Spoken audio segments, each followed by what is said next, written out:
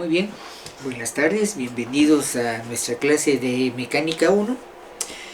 Vamos a empezar a introducir ya el tercer tema, la tercera área, poco a poco, para ir finalizando este curso. Aún algunos ejercicios de inercia y centroides. Pero la cuestión aquí está que ahora, con esto, el tema nos vamos a ir a 3D. Si se recuerda, hemos estado trabajando temas en 2D. Ahora me voy a trabajar vectores lineales en el espacio. Eso es lo que vamos a hacer a partir de ahora. Vamos a ir poco a poco revisando algunos conceptos que son importantes. Bueno, ese detalle pues hay que revisarlo, por favor. Bueno, entonces veamos que ahora en general aquí, para el uso de la mecánica analítica, tengo que trabajar con esto. Bueno, este es del libro de Shaw, el capítulo 2 de análisis vectorial. Bueno, lo que me interesa es esto: el producto escalar y el producto vectorial. Fíjense que si hacemos alguna notación, cuestión de teoría de vectores, el producto escalar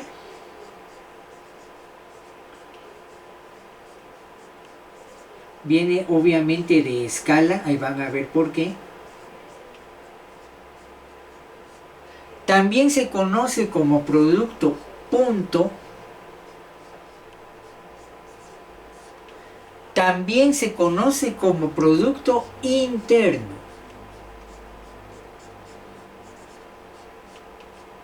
Muy bien.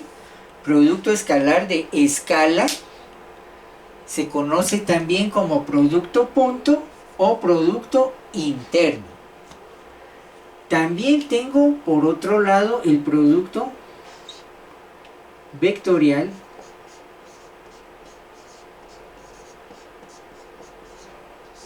que también se conoce como producto cruz o producto, si este es interno, producto externo. ¿Sí? Muy bien, vean, está sencillo. Ahora, ojo con esto. La herramienta matemática no tiene por qué ser complicado la cuestión del concepto. Generalmente no es eso. Claro, hay conceptos a veces un poco extraños, un poco complicados, de acuerdo, pero a veces esto es por el rango de las aplicaciones. Las aplicaciones, los alcances, eso sí lo puede desconcertar a uno, a veces en cuestión de ciencia, aplicación y ciencia. Por decir algo, imaginemos una cosa tan sencilla, se me viene a la mente, cuando hablamos, por ejemplo, de los dos postulados de la teoría de la relatividad de Einstein, que ya tiene más del siglo. Recuerden, una relatividad especial y una relatividad general. ¿Relatividad a qué? Al tiempo. Recuerden eso. La relatividad con respecto al tiempo. Pero vean un postulado aparentemente sencillo. Es sencillo. La cuestión es la aplicación y el alcance. Eso es diferente. El hecho de que se diga que la velocidad de la luz es una constante. Ahora, lo que sí ya da un poco de dificultad, muy bien. La velocidad de la luz es una constante, corolario, derivado, lo que viene después, como una pequeña consideración, independiente de la velocidad de la fuente. Yo pensé que había que sumarle a la velocidad de la luz la velocidad de la fuente. No, lo que está diciendo es que la luz es luz, indistintamente la fuente y su velocidad. La velocidad de la luz es constante. Y eso por un lado pareciera, ahí vienen las complicaciones ya, podríamos pensar que, entonces puede ser que lo que estamos midiendo no es más que la vibración de los fotones, ¿sí? Esa vibración es constante, su velocidad es constante. Entonces por eso más sencillo entender que no importa tanto la velocidad de la fuente, sino la velocidad con que viajan esos fotones que integran la luz. Mire esa cuestión filosófica, ¿sí? Por ahí va un poco, seguimos con eso, vamos un poco a mecánica cuántica y esos detalles, ¿sí? Que es fascinante, por supuesto. Pero lo sencillo es, la velocidad de la luz es constante. Qué bonito, ¿verdad? Si hago una gráfica, una constante. Sencillo. El problema son las implicaciones y las aplicaciones, ¿sí? Entonces, por ahí vamos a veces un poco con esto, ¿sí? Los conceptos, eso es lo importante. Cuando se hace una síntesis, ¿sí? Resulta que se llega a cosas tan elementales, pero la cuestión es las implicaciones y las aplicaciones. ¿Qué implica eso? ¿Cómo lo aplico? ¿Sí? ¿Y por qué? Porque quiero hacer una aplicación, digamos, en cuestiones de ingeniería, ¿sí? Cuando ya se empezó a entender toda esa situación, digamos, de física cuántica y de todos esos detalles, anclados un poquito a los principios de la relatividad, que estaba que sí, que no, ¿sí? Recuerden ahí en algún momento algo que fue a darle un pie de apoyo a esa velocidad de la luz constante, el experimento de Michelson-Morley o Morley-Michelson. Se mide, digamos, lo que es, digamos, un eclipse solar, ¿sí? Bueno, además se aprovechó para ir más o menos teniendo idea de esa velocidad de la luz, pero también se logra demostrar que es partícula por otro lado y que tiene cierta curvatura la luz.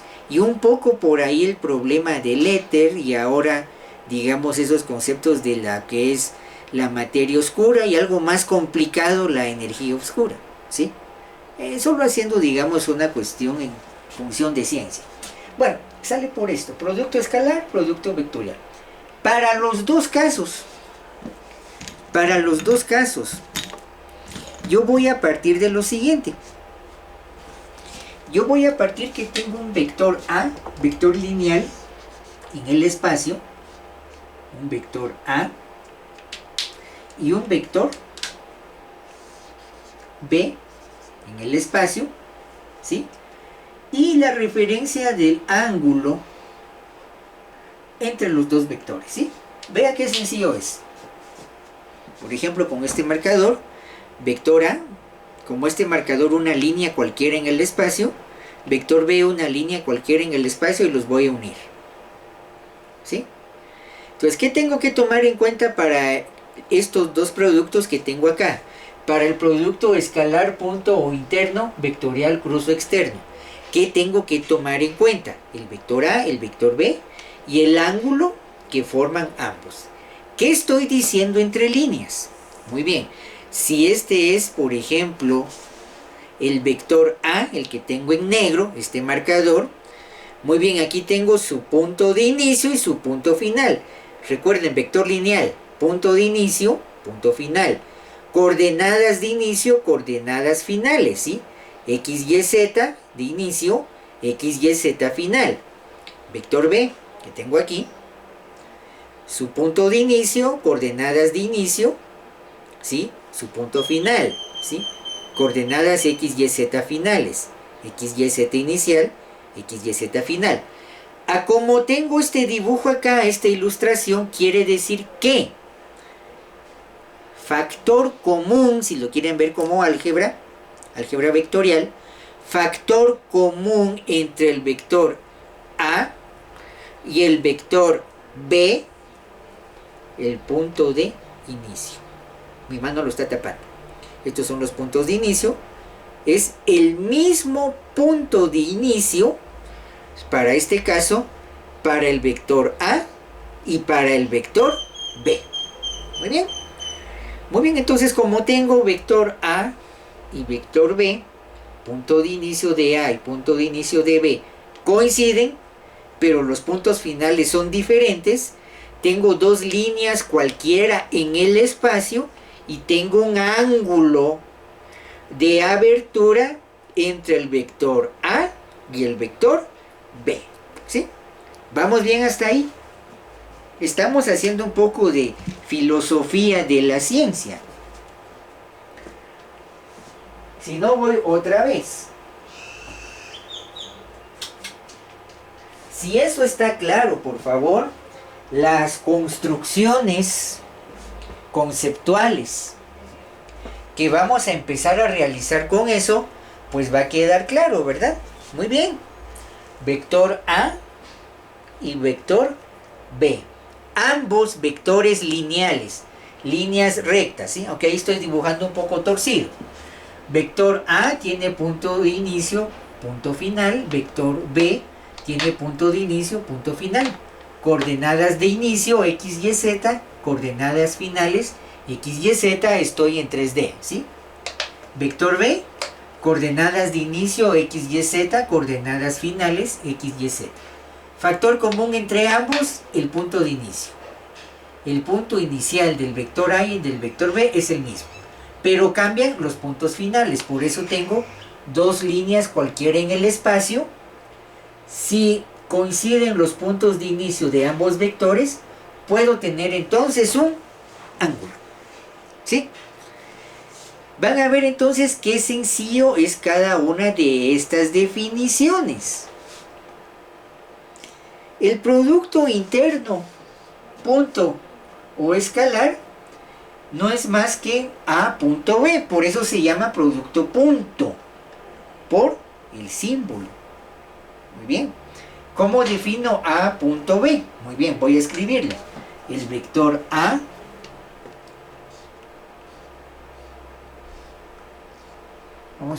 voy a hacerlo un poco mejor. No me gusta cómo está quedando esto.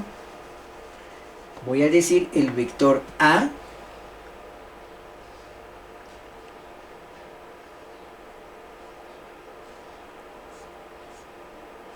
con negría, punto,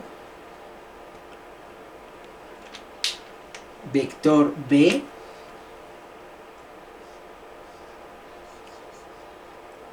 igual a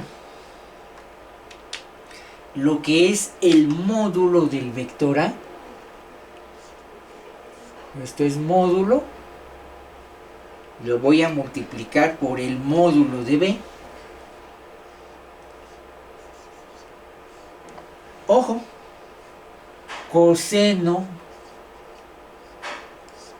del ángulo entre los dos vectores, ¿sí? Por ejemplo, si yo tuviera aquí un B igual a B en X más B en Y, hablando de los ejes Y y X, esto está en 2D, yo voy a decir que la magnitud del vector B, aprovechando de Pitágoras, va a ser igual a bx al cuadrado más by al cuadrado. ¿Sí? Si yo tuviera, por ejemplo, también en z, entonces, por ejemplo, aquí el vector b, voy a decir que tengo un vector b igual a un b en x más b en y más b en z, los tres ejes del espacio, su módulo, ampliando Pitágoras, bx al cuadrado más by al cuadrado más b en z al cuadrado. Miren qué fácil es la fórmula. Ahora, algunos de ustedes me va a decir, bueno, ¿qué significa el bx, el by y el bz? Supongamos que aquí yo tengo el vector b, lo voy a dibujar aquí en azul. Lo que implica es cuánto proyecta este vector en el eje X, en el eje Y y en el eje Z. Eso es. Estamos hablando ahí de las componentes de cada uno de los vectores en el eje X, Y y Z. Así como lo hice con B, lo hago con A. O sea, a esto me refiero con el módulo, ¿sí? La raíz cuadrada de la proyección X, Y, Z, cada una de estas al cuadrado, la sumatoria de Bx al cuadrado, más By al cuadrado, más B en Z al cuadrado, le saco raíz, y ese es el módulo de B. Si fuera en el caso de A, necesito A en X, Y y Z, módulo de A en X al cuadrado, más A en Y al cuadrado, más A en Z al cuadrado. Entonces ya vimos que es cada uno de los módulos. Entonces, viendo este detalle, resulta que el producto interno, punto o escalar, ya dimos aquí la definición. ¿Cuál es la definición? A punto B, módulo de A, módulo de B por el coseno del ángulo, ¿sí? Aquí tengo A, aquí tengo B. Muy bien, entonces el módulo de A por el módulo de B por el coseno del ángulo. Eso es A punto B. Por eso producto punto. ¿Sí? Muy bien. Ahora, ¿por qué se llama escalar o producto interno? Sería la pregunta. Aquí vienen las implicaciones. Próximas clases vamos a ver las aplicaciones. Vamos a las implicaciones de esto para hablar de producto escalar o producto interno. Muy bien. Haciendo la ilustración del vector A y del vector B, podríamos decir que los dos vectores pueden formar un plano en el espacio. ¿Cómo así? Me va a decir usted.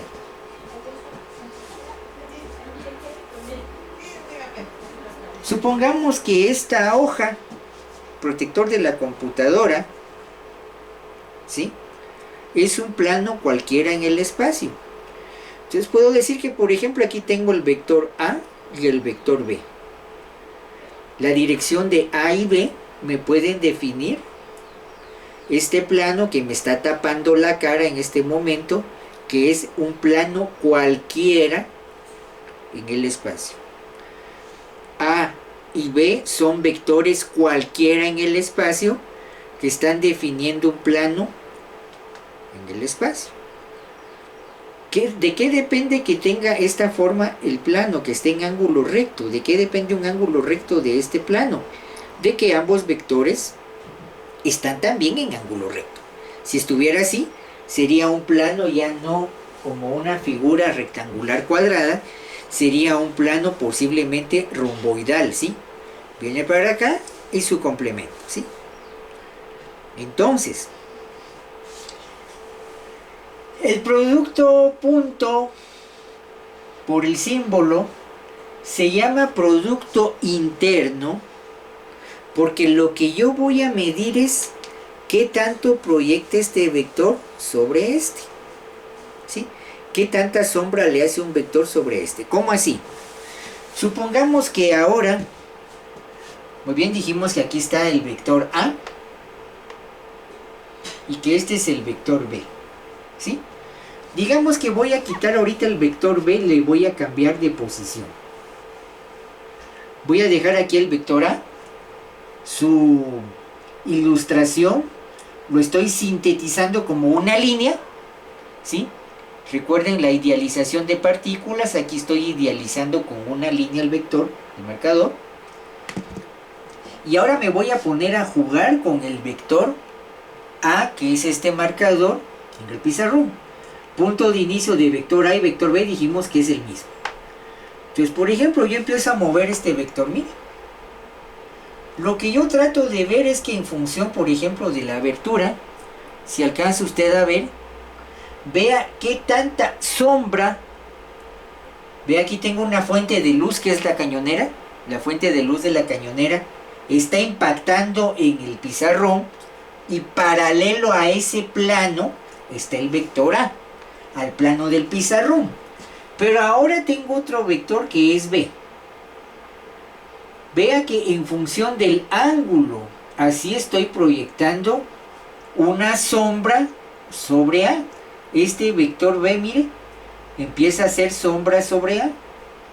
Mientras más cerrado sea el ángulo entre A y B, mire, la sombra tiende a incrementarse. ¿Sí? Voy abriendo aquí, por ejemplo, póngale atención a la sombra. Vea que la sombra, vamos a ver si lo logra ver. La sombra se empieza a hacer más pequeña. ¿Sí? Tratemos de verlo por acá, por ejemplo. Vamos a ver si lo puedo distorsionar un poco. Vamos a ver cómo le hago para que se pueda ver la sombra. Aquí podemos ver la sombra. Veamos.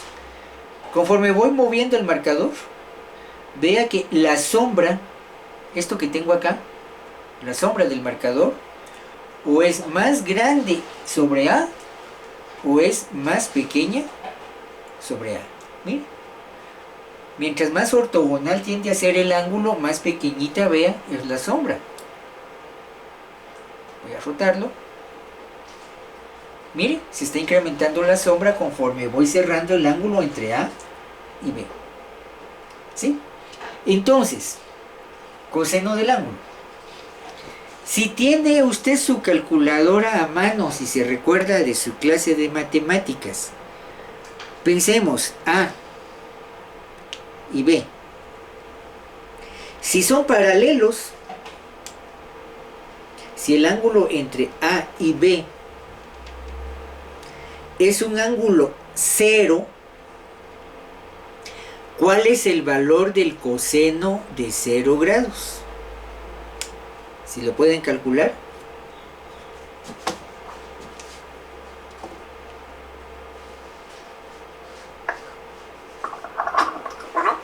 Uno, ¿verdad? Coseno de 0 es 1. Muy bien.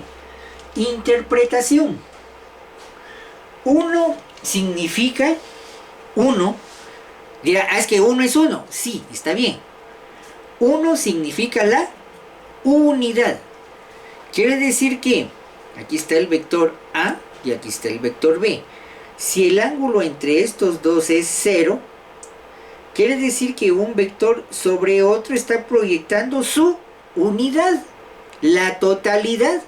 ¿Sí? Coseno de 0 grados es la unidad.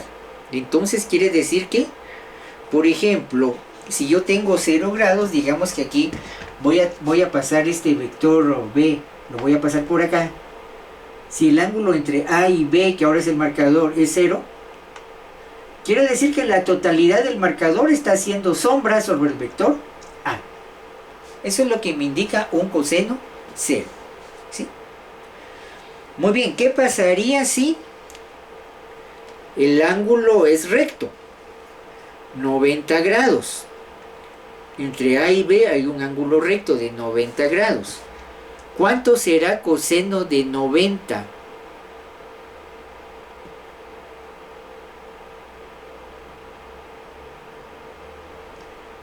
¿Cuánto les da coseno de 90? ¿Les dará la unidad? Muy bien, David, da 0. Coseno de 90, 0. ¿Y eso qué implicación tiene en esto que estoy armando? Que no hay ninguna línea que proyecte, por ejemplo, B sobre A o A sobre B, ¿sí? No hay ninguna línea que proyecte B, que es el rojo, sobre A. Lo único donde van a coincidir es en un punto, pero ese punto no es una línea. Por lo tanto, como solo tengo que coinciden únicamente en un punto, no hay línea, entonces coseno de ángulo recto, coseno de 90 igual a 0. Quiere decir que, dése cuenta, cuando tengo dos vectores paralelos, tengo producto punto máximo. ¿Sí? Cuando tengo ángulo recto, 90 grados, producto punto mínimo igual a 0. ¿Sí? Ahora, terminemos de responder los nombres. ¿Por qué este producto punto se llama escalar o interno? Ahorita lo vamos a explicar. Se llama producto escalar de escala porque lo que estoy midiendo, si esta es una escala, yo estoy midiendo qué porcentaje de un vector se proyecta sobre el otro. Eso es lo que estoy haciendo. ¿Será que se proyecta un 50%? Por ejemplo aquí un 50%, un 100%, digamos este vector sobre este, aquí se está proyectando un 100%, posiblemente aquí su imaginación un 75%, es la sombra que hace este vector sobre este, mire, aquí tengo la fuente de luz, pega acá, la sombra que hace este vector sobre este está al 75% del vector, ¿sí? Si se da cuenta, por eso estoy midiendo un vector con respecto a otro. Un vector es escala con respecto al otro, ¿sí? Voy abriendo el ángulo, por ejemplo aquí, a lo mejor estoy viendo que este vector, si aquí viene la fuente de luz horizontal en este sentido, va a proyectar una sombra que es la mitad de este, 50%, posiblemente aquí un 25%, y aquí un 0%, ¿sí? Un punto, digamos un pequeño punto que tiende a ser 0, por lo tanto, coseno de 90 igual a 0. Entonces, como estoy comparando la sombra que hace un vector sobre otro, por esa razón, es producto escalar. Muy bien, ya sé por qué producto punto, por el operador, el símbolo del operador matemático es un punto, por eso producto punto. Escalar, puesto que estoy midiendo la sombra de un vector sobre otro. Interno, ¿por qué interno? Porque la sombra que hace uno sobre otro es interno al plano que forman los vectores A y B, ¿sí? Por ejemplo, si regreso a este plano, mire, habíamos dicho aquí vector A y vector B. Dese cuenta. Vector A y vector B. Trato de medir, ya sé que es 0, pero trato de medir qué tanto proyecta este sobre este respecto al plano que delimita el vector A, que es este marcador negro, y el vector B, que es el marcador rojo, ¿sí? Si cerrara esto, por ejemplo, vamos a ver, forzando un poquito, que tuviera una hoja romboidal, pues a la hora de que mido un vector sobre otro, hago escala de un vector sobre otro, producto escalar, ¿sí? De todos modos, lo que estoy viendo, qué tanta sombra hace este sobre este, por ejemplo, pertenece al plano que delimita el vector A y el vector B.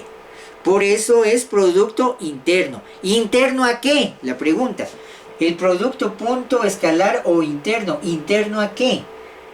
Porque es interno al plano delimitado por los vectores A y B. Y se recuerda que aquí nos hace falta el ángulo.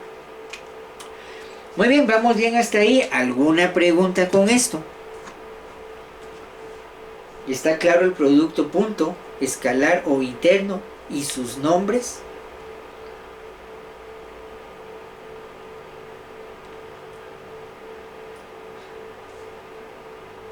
Sigue. Muy bien, fabuloso. Vamos ahora al producto cruz.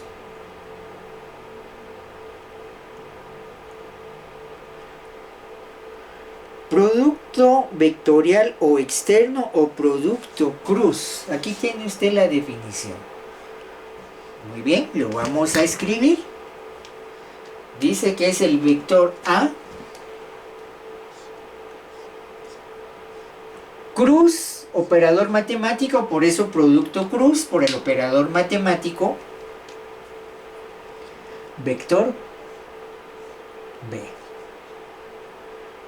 Igual a, ya explicamos en clase, el módulo, ya dijimos que es el módulo de A, por el módulo de B, solo que aquí cambia la función, aquí no es coseno, aquí es por el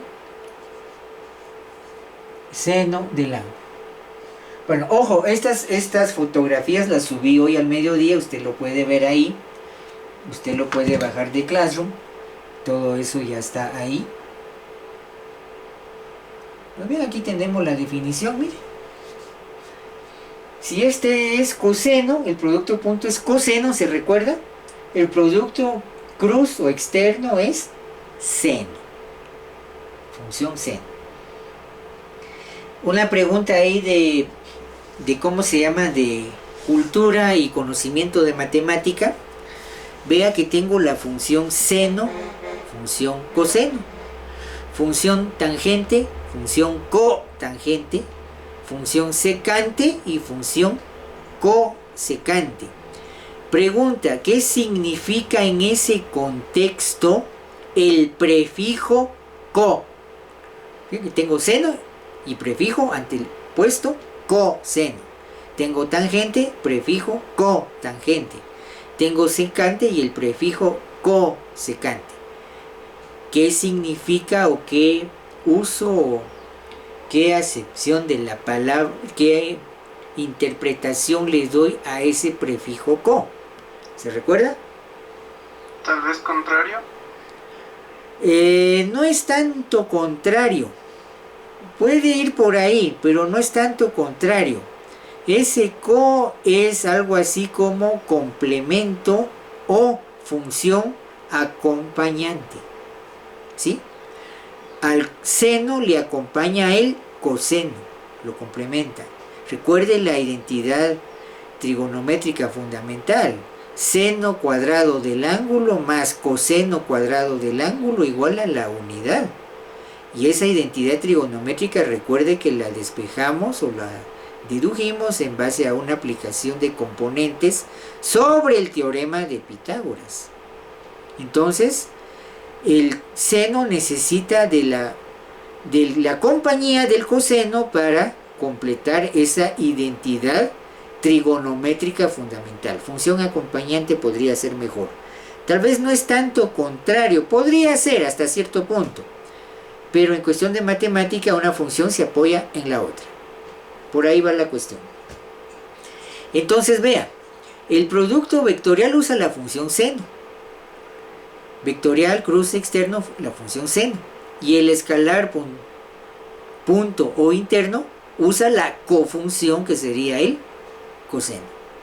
¿Sí? Estamos dándole una interpretación a toda esa terminología de matemática. Entonces fíjense que aquí pasa una cosa. El punto es que, si lo ilustro con estos marcadores, aquí tengo el vector A, el vector B y su ángulo y la función seno. La cuestión está así. Si es función seno, muy bien, ¿qué valor tiene el seno de 0 grados? Si se recuerdan. ¿Qué valor tiene? Muy bien, 0. ¿Qué valor tiene el seno de 90 grados? 1, muy bien. De algún modo, como estaba diciendo alguien por acá, es contrario hasta cierto punto, ¿sí? Cuando el coseno es 1, el seno es 0. Está bien, viéndolo así, sí. Cuando el coseno es 0, el seno es 1. Son contrarios, pero también son complementarios, en términos más general. Entonces, quiere decir que la cuestión está que al hacer esta operación de producto cruz, ya dijimos, producto cruz por la X por la cruz del operador matemático, ¿sí? Si yo aquí tengo un vector A y aquí un vector B, ¿qué va a pasar con el producto vectorial? Voy a obtener un vector C. Otra vez, si tengo un vector A con un vector B, donde su punto común es el inicio, el punto inicial del vector A es igual al punto inicial del vector B, ¿sí? Está acá. Aquí tengo A y B, definen un plano. Este es el plano delimitado por el vector A y el vector B. El resultado es un tercer vector C que tengo aquí en azul. Por esa razón de que el resultado es un tercer vector, por eso se llama producto vectorial. ¿Por qué? Porque A cruz B es igual a un vector C. Otro nuevo vector. Por eso producto vectorial, producto cruz. ¿Por qué externo? Porque este tercer vector en azul es externo al plano delimitado por el vector A y el vector B. Recuerda, aquí tiene el vector A, aquí tiene el vector B, aquí tiene un plano cuya frontera es el vector A y el vector B, pero el resultado es externo. Es un vector, ojo, ortogonal en ángulo recto con el plano delimitado por el vector A y el vector B. Muy bien. Ahora, ¿qué pasa con esto? Recordemos seno de 0, 0, seno de 90 grados sexagesimales igual a 1. Quiere decir que, por ejemplo, si este es el vector A y este es el vector B, ángulo 0, producto cruz, vamos a ver aquí, mis dedos no dejan que se vea esto. Es como que tengo estos dos vectores así, mira. Aquí está el vector A y el vector B. ¿Sí? Voy a obtener un vector. ¿Está mejor? Aquí tengo vector A, vector B. Vea, son paralelos. Ángulo entre ambos igual a 0. Seno de 0, 0. Quiere decir que este vector de acá está al ras. Está al ras. El vector que obtengo ahí es un vector 0. Pero en la medida en que voy abriendo el ángulo, empieza a crecer ese vector C ortogonal al plano de A por B. De tal suerte que cuando tengo aquí 90 grados, un ángulo recto entre A y B, tengo la totalidad del vector C, que es ortogonal al plano de A por B. Tengo la totalidad, que es la unidad completa del vector C. Paralelos, 0 grados, el vector C es igual a 0. No lo veo, ¿sí? Digamos a medio camino, tengo que buscar más o menos que esté a la mitad, ¿verdad? Solo para, no le estoy dando un valor numérico de ángulo, ¿sí? Pero por ejemplo aquí, 90 grados, acá. Por ejemplo, si tuviera un ángulo de 45, aprox aquí tengo un ángulo de 45. ¿Qué valor tiene el seno de 45, por favor?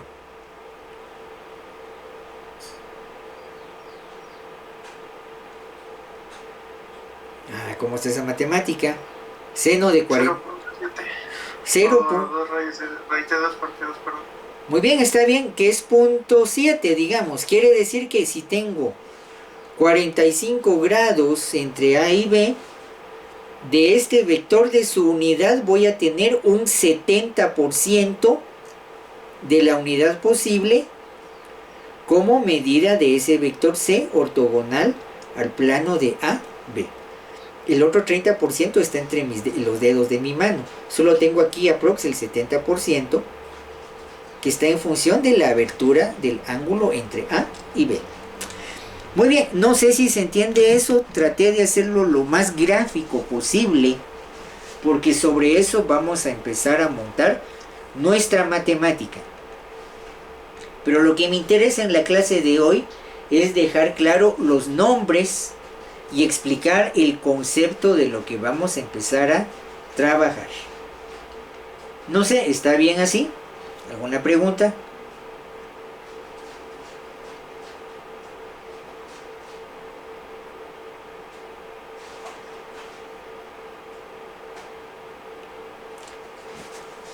Muy bien, entonces yo voy a dejar de grabar. Vamos a dejar de grabar. Y entonces una feliz tarde para usted. Muchas gracias por la asistencia y por la participación a la clase de hoy. Feliz tarde y con permiso para todos. Feliz tarde. Feliz tarde. Feliz tarde.